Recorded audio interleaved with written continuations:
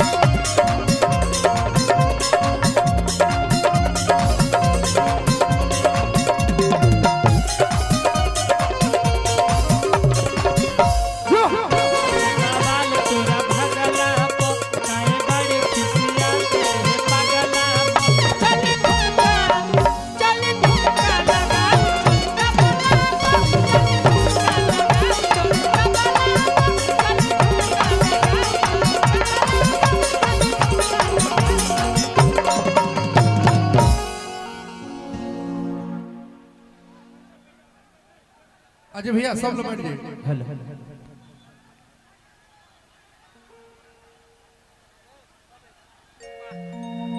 सबको प्रणाम और थैंक यू सो मच। पिछली बार ना कार्यकर्ता की गलती थी ना खेसारी की थी, वो सिचुएशन ऐसी थी कि हम नेपाल में आकर भी आप सबसे नहीं मिल पाए। मुझे भी दुख हुआ उस चीज का, लेकिन अगर मैं दोबारा इस जगह पे नहीं आता तो शायद मैं अपने आप को कभी माफी नहीं कर पाता।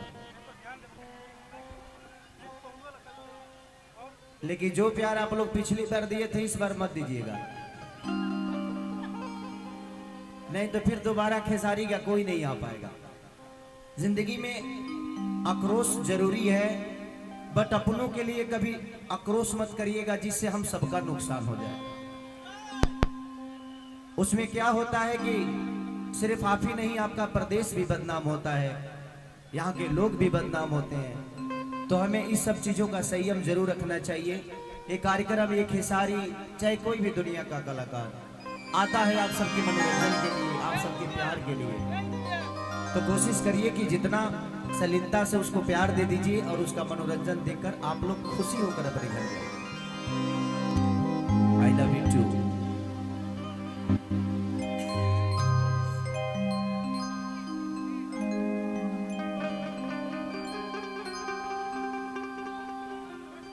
यहाँ सबके भोजपुरिया वाला ना,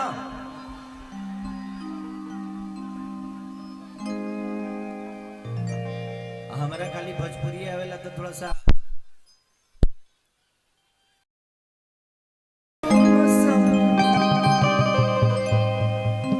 दे दी जानी खेसारी, जिंदा लाश हो जाई तोहरा चलते दीवाना बदमाश। चलिए, हमारे जितने भी मंच पर बैठे हुए पूजनीय लोग हैं, बुजुर्ग हैं, सबको दिल से प्रणाम। क्या आप लोगों ने दोबारा फिर से हमारे सरवन जी की पूरी टीम, अजय भाई और सरवन भाई की पूरी टीम को दिल से थैंक यू कि आप लोगों ने फिर से दोबारा विश्वास, सुमित भाई, सबने बड़ा फिर से आप सबके बीच में खेसारी को बुलाने का काम किया। नहीं तो जो हादसा हुआ था पिछली बार, दुनिया का कोई आदमी फिर दोबारा हिम्मत नहीं करता, और उसमें सबसे ज्यादा नुकसान हमारा ही हुआ था। बट कोई नहीं, ये दो पैसे अगर मेरे पास हैं भी तो आप सबके दिए हुए पैसे हैं, और आप ही ने ले लिया तो मुझे ज्यादा दुख नहीं है उस चीज का। साउंड वाला हुआ था ना, और तो ही बताओ जी, जब हमारे हुई तो तरह के छोड़ी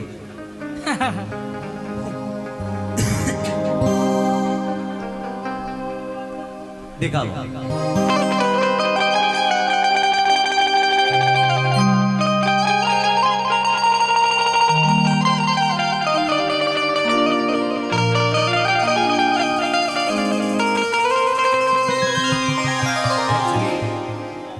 2 दिन से फीवर में बने, लगातार 104 डिग्री बुखार में ही 2 दिन से हम ट्रैवलिंग भी करत नहीं, ठंडा मार दे बा, तबीयत बहुत खराब है। लेकिन वो लोगों के बीच महीना के बाद सब कुछ ठीक हो जाला।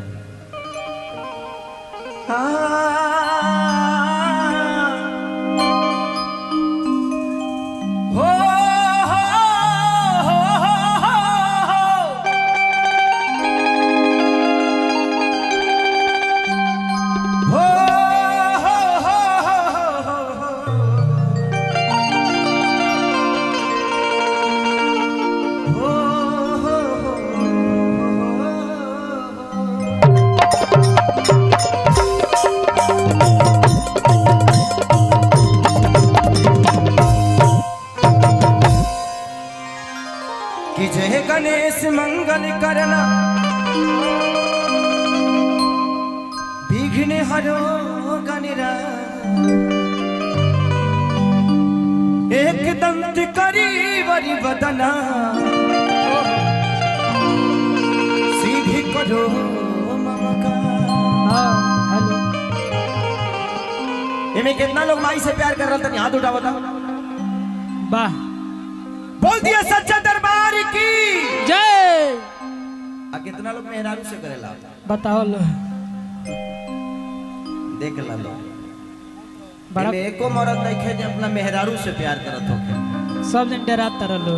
अपना मेहरारू से ना दूसरा के मेहरारू से उठा लो देख कोई बात नहीं। अपना मेहरारू से प्यार ना कर बोलो तो टाइम से फरा उठाना मिली। तो ध्यान रखिए लो अपनों मौके की जरूरत भी है। हाँ। जी बताइए। और स्पीकर से थोड़ा दूर रहिएगा आप लोग, अगर वो गिर जाएगा तो हम भी इधर से गिरते हुए निकल जाएंगे। तो ध्यान आप लोग को रखना है कि आप जितना देर संयम बनाइएगा ये मनोरंजन उतना ही देर होगा, क्योंकि आप जितना शांति से कार्यक्रम देखिएगा उतना ही शांति से हम ज्यादा देर तक रहेंगे आपके साथ। तो इसका ध्यान सबको रखना पड़ेगा कि माँ के ज्योति से नूर मिलता है,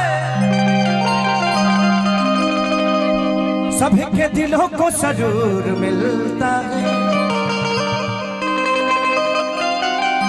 कि माँ के दरबार में जो जाए खाली हाथ उसे कुछ ना कुछ जरूर मिलता है।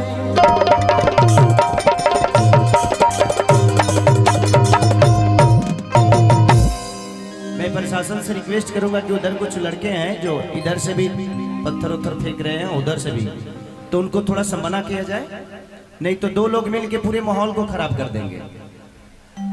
तो दो चार प्रशासन वहां भेज दीजिए अजय भैया, ट्रेन टूट गई। दो चार प्रशासन उधर भेज दीजिए, क्योंकि गलती दो ही लोग करेंगे, भुगतना सबको पड़ेगा। माइक वहां से हटाओ, वहां से माइक हटाओ, नहीं तो ऑफ कर लो।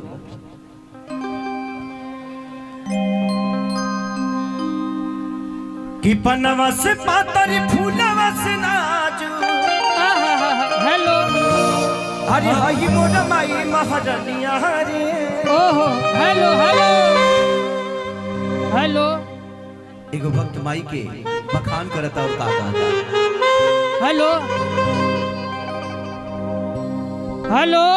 1 2 1 2 3 4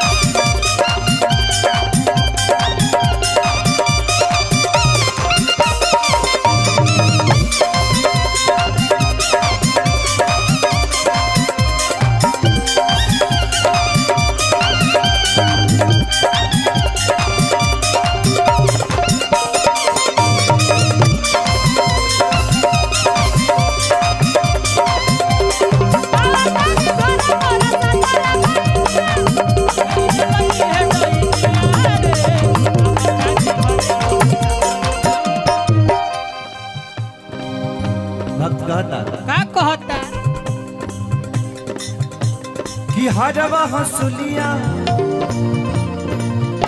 मंगईनी बाजार से टीका मंगा टीका ले सोनारी से